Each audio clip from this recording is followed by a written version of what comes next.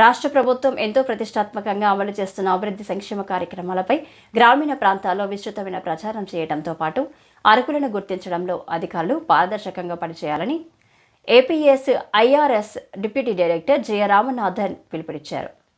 Panchayati Raj rural development శాఖలో పనిచేస్తున్న అధికారులతో పాటు గ్రామ సర్పంచులు, ఎంపీటీసీ సభ్యులకు 2 రోజుల పాటు నిర్వహించే శిక్షణ కార్యక్రమాన్ని స్థానిక మండల పరిషత్ సమావేశ మందిరంలో గురువారం ఆయన ప్రారంభించారు. ఈ సందర్భంగా ఆయన మాట్లాడుతూ ప్రభుత్వం పంచాయతీరాజ్ గ్రామీణ అభివృద్ధి శాఖలు నిర్వహిస్తున్న 9 అంశాల ప్రాతిపదికన కార్యక్రమాలను అమలు చేయాల్సి ఉంటుందని పేర్కొన్నారు.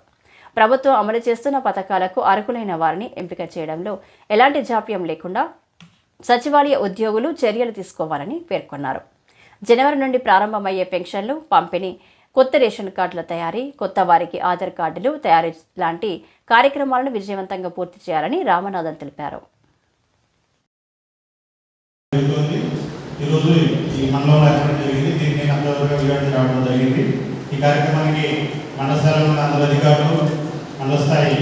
గ్రామస్థాయి ప్రజలు అందరూ రావాల్సిన అవసరం ఉంది. అందువల్ల ఈరోజు రేపు ఈ 9 పుస్తక లక్ష్యాలపై అవగాహన కల్పించడానికి ఈరోజు కార్యక్రమం జరిగింది. అందువల్ల ఈ రోజు కార్యక్రమానికి అందరూ హాజరై ఈ కార్యక్రమాన్ని అందరూ జయప్రదేశంగా కోరుతున్నాం.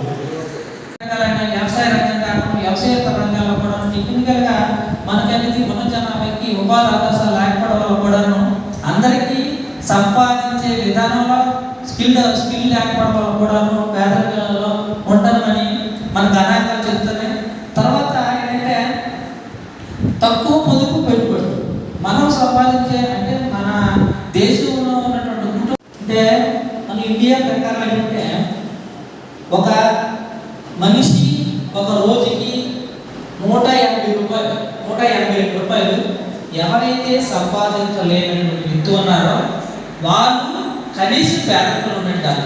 ముఖ్యంగా గ్రామాల్లో 2015లో ఐక్యరాజ్య సమితి 17 డెవలప్మెంట్ గోల్స్ తయారు చేసి సభ్య దేశాలను అంతర్జాతీయంగా కొట్టడం జరిగింది. దానికి యుఎన్ సభ్య దేశం మన భారతదేశం కూడా ఆ గోల్స్ని అడాప్ట్ చేసుకోవడం జరిగింది.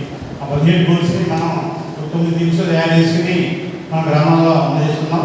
ఆ 9 సంబంధించి వివిధ కేంద్ర ప్రభుత్వ, రాష్ట్ర ప్రభుత్వ స్కీమ్స్ని మనం అమలు చేస్తున్నాం. అందువల్ల ఈ రాష్ట్ర ప్రభుత్వ, కేంద్ర ప్రభుత్వ అభివృద్ధి మరియు సంక్షేమ కార్యక్రమాలని అమలు చేసే ఉద్దేశంతో ఈ కార్యక్రమాలపై సర్పంచులకి, ప్రజాప్రతినిధులకి, అధికారులకి అవగాహన కల్పించడానికి, స్కీమ్స్ యొక్క లక్ష్యాలను అవగాహన కల్పించడానికి 2030 లోపు ఈ లక్ష్యాలు సాధించడానికి కార్యక్రమం జరిగింది. అందువల్ల 2030 లోపు మాత్రం కలిసి పనిచేసి రాబోయే దశాబ్ద కాలంలో ఈ లక్ష్యాన్ని సాధించడానికి మనం ప్రయత్నం చేద్దామని ఈ ఉద్దేశ కార్యక్రమం జరిగింది. అమెరికాలో అయితే డాలర్ అంటారు. దాని ప్రకారం మన ఇండియాలో కరెన్సీని మార్చినట్లయితే 182 రూపాయలు. ఏ మనిషి అయితే 182 రూపాయలు రోజుకి సంపాదించలేని వ్యక్తి ఉంటారో ఆ కుటుంబం ఖచ్చితంగా పేదరికంలో ఉన్న వ్యక్తిగా ఆ కుటుంబాన్ని గుర్తించడం జరుగుతుంది. అయితే పేదరికం అనేది ఒక దగ్గర ఉన్నది కాదు, ప్రపంచంలో అన్ని దేశాల్లో కూడా ఈ పేదరికం అనేది ఒక 100 మందిలో 97% అంటే ఉన్న జనాభాలో 5% మంది మాత్రమే కనీస అవసరాలు అంటే కనీస అవసరాలు అంటే కూడు గుడ్డ మాత్రం కాదు, ఆ కూడు గుడ్డ ఏంటంటే గౌరవప్రదంగా ఉండగలగాలి.